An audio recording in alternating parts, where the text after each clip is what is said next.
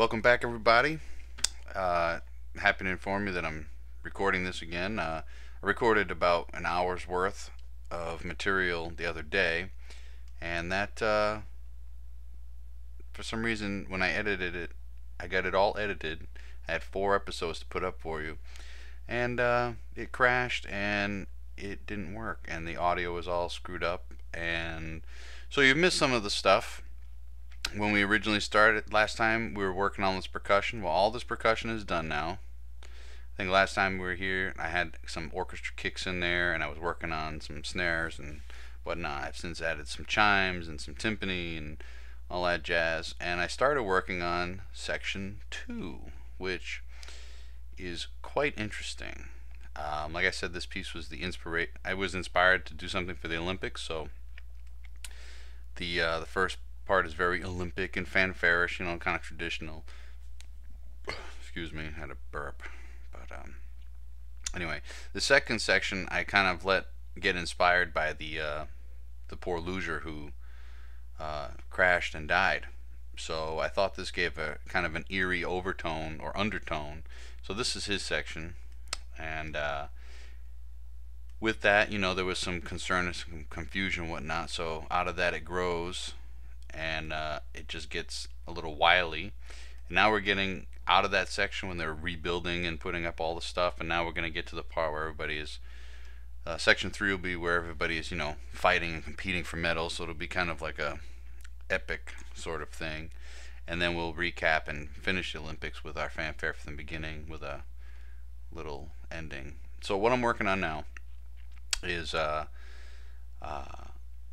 got this little ostinati riff that I put in here. What I did was I switched up meters. I started in 4/4, 4 beats to a measure. And then when I got to this section, I really wanted to play with some 3/2 sort of thing. So I went into 6/8 because that divides the beat. For those of you who don't know, the 4 meters, the beat gets divided into even parts.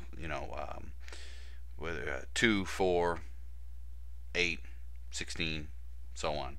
When you go into the 8 meters, it's a little bit different feel because in this case 6/8, there's 6 beats to every bar. So you can get that lilt of you can feel like a 2, so it could boom ba ga boom ba ga boom ga ga boom ga ga instead of boom bum boom boom boom boom boom boom. So we switched out of that, slowed it down a little bit, and it gets a little bit eerie. Some of the audios might be tough to hear because it's very quiet with some celesta and some glockenspiel, but then it builds and builds and builds, a lot of pizzicato, and it gets downright boisterous. What I did here was I got really excited. I said I'm going to give this a shot and try to record this again. I just did a little bit of a meter change just to basically I cut out 2 beats to get to this section faster. So what I'll do is play a little bit of section 2 because I need to check through it anyway and kind of decide where I'm going from here. So hopefully we get some good stuff out of this. Yeah, that sound's not supposed to be there. It's just a bad key switch.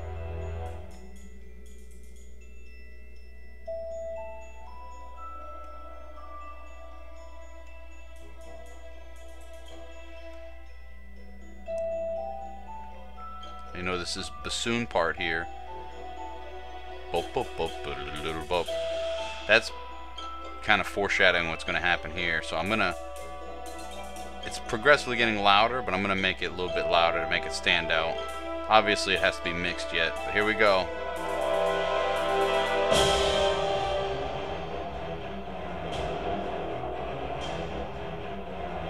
It's the percussion I worked on last night and the trumpets. I did this whole section yesterday, this whole second section.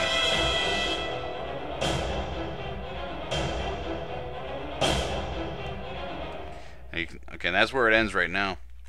So basically, save it because I made a couple of changes.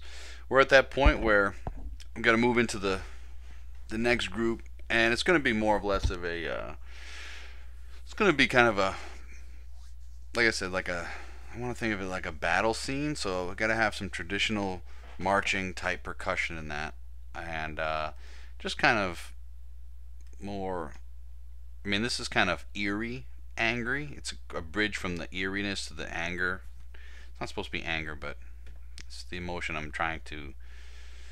It's not the emotion I'm trying to evoke. It's just I don't know the best intensity. Intensity. It goes from the eeriness of the not knowing what's going to happen to the intense. It's like weird intense. And now we're coming to this part where it's just going to be, a fight. This is the part where people are fighting for metal. So what I decided to do was I'm going to create a march type ostinati pattern. And obviously we have one here with the bum bum bum bum bum bum bum. We have that riff. And then also back at the beginning we have the bum bum bum bum rhythm from the cello. So what I'd like to do, I'm going to stay in 6/8 because I got that built-in triplet meter, which the beginning has. I did the triplet meter in the 4, and now I'm doing the 2 over the 3. It's not necessarily ass backwards, but I just find a little bit more freedom in looking at it in 6/8.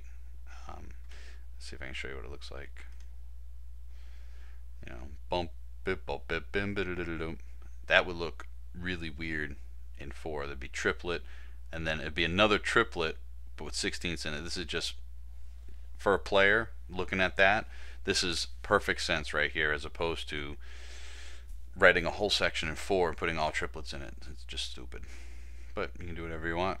I ain't God. I'm Todd. I'm not God.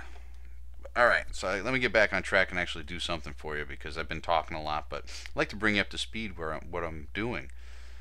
So now what I have to decide is, we're in 6/8. Got to bring in the rhythms. And this is where the creative process, why these videos may be boring. I'm sure some people are tuning into this and they haven't even listened up to the part where they're listening to right now, because they're like, oh, this guy hasn't played nothing, I just want to hear stuff. It's not the point of these videos. The point of these videos is to see the torture I go through. Well, it's the torture that I love, but the creative process, yeah, I wrote this entire section in 4 hours yesterday. But there's a lot of shit here. There's a lot of shit. Got all these strings, all the, there's a lot of stuff. But I went balls to the wall yesterday doing it. It was just flowing out. And now I'm at a new section where I know what I want it to sound like in my head. I spent all day humming it and working parts out of my head. Now I have to decide where I want to attack, where I want to start, and what's the most logical way to put it down that makes sense for me.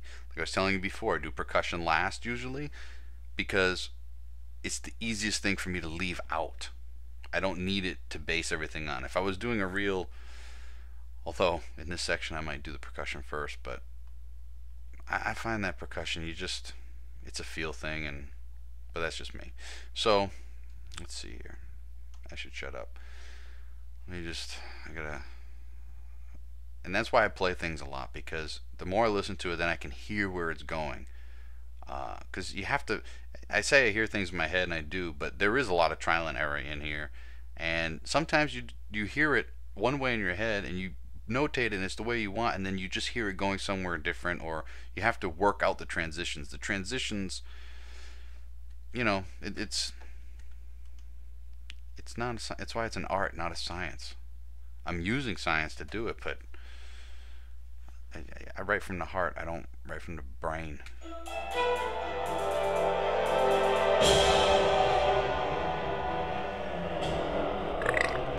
Excuse me.